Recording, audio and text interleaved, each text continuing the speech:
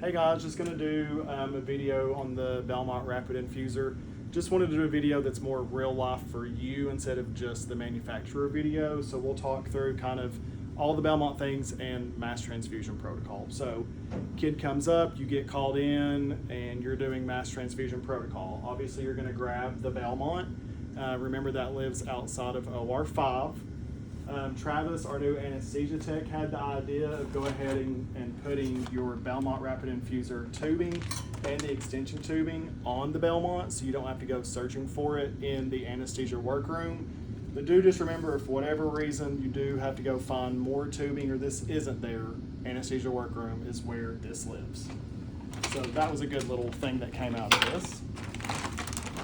Remember, after you grab your Belmont, that you do have to plug it in. If you don't plug it in, it doesn't even turn on. So just make sure that it's plugged up. And then obviously what you'll need is your Belmont tubing, your extension tubing, because you're gonna wanna prime that all together when you prime the main line. You're always gonna prime with normal saline. And then remember, once mass transfusion protocol is initiated, they're going to send you 4 units of O negative blood to start with. So that's what you're going to start with. Do just remember that you do need to get a type and screen before we start mass transfusion protocol so you know what that patient's blood type is. And there may come a time throughout this where they say, hey, we have their type and screen back, they're B positive, I'm going to send you B positive blood, just hold the rest of the O negative, okay? So let's work on priming. So I say grab it by the horn, so grab it by all your spikes. Find the end of your tubing. Get your extension tubing. It only connects one way. You're ready to go with your tubing.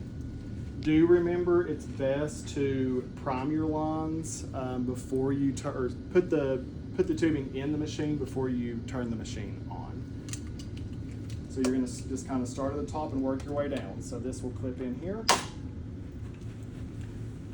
Remember, the door opens here with this little black lever. You'll open that.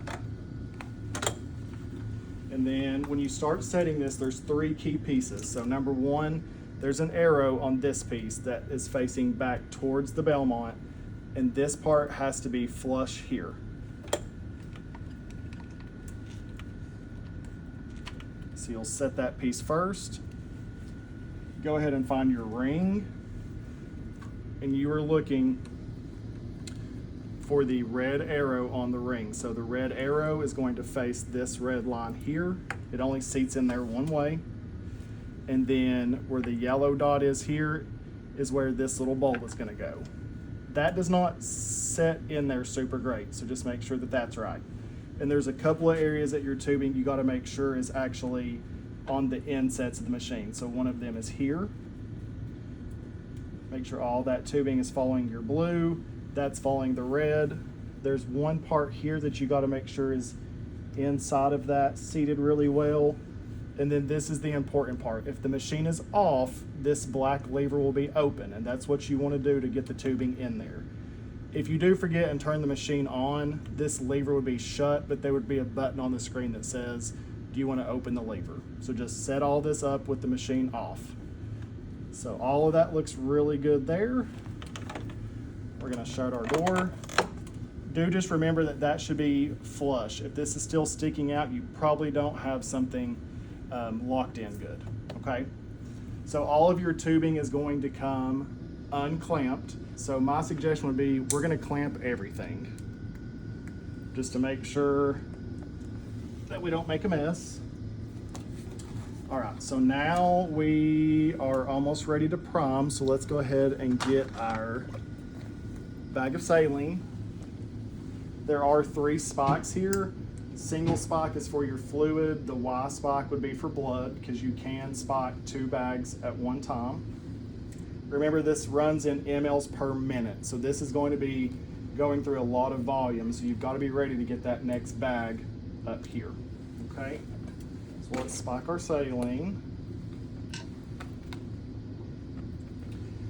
Big thing to remember with the Belmont is whatever fluid you have it open to, it's going to pull. So we want it to pull the saline. So we'll have the saline open and we'll have our other two clamps closed, okay? So remember, when you're turning on the machine, make sure that this button gets flipped all the way, because there is this one little spot on here. If you don't flip it all the way, it'll mess the machine up. So just the red should be all the way flush to the machine. Your screen's gonna come on. Can you hand me that bag, Jen? Yeah. All right, so remember here, there's two different primings. There's the first prime is going to prime all of your tubing up to here, and then there'll be a patient prime, so that will prime all of the external tubing. So biggest thing I want you to remember is, after it's primed this part of the machine, you have to do the patient prime until you see the drip out the end of your tubing, or you're going to give this kiddo an air embolus, which we do not want. So we're going to hit prime on the machine. We have our saline open, everything else is closed, and it knows exactly how much saline to prime this with. So it's already set, and it'll stop itself once it is primed. This will not let you give an air embolus here. So now we're gonna do the patient line prime, so that's everything that's outside of the machine. You can tap it. That will start priming it, or you can hold it down. I think that makes it prime a little bit faster, but either way. Okay, so we have something clamped here. Yep. So we're just gonna clamp there. Next. Keep priming your patient line until we see the drip.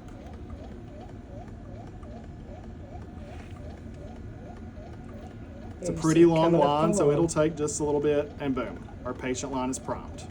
Get some of that air out of there. Okay. There we go. So then we'll hit stop when we're done with that. So at this point, we need to spike our blood.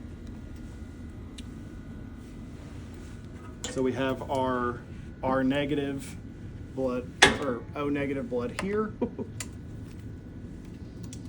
We're going to spike our blood. This is probably about to spill out on us. Sorry, we're using fake spikes here. So normally you would just spike the blood, you wouldn't have to worry about. And of course it's stuck in there. Did I put it too far in there? Yeah, you got a little tight, Jen. That's okay. Let me try to spike this other side. Okay. So we've spiked our blood.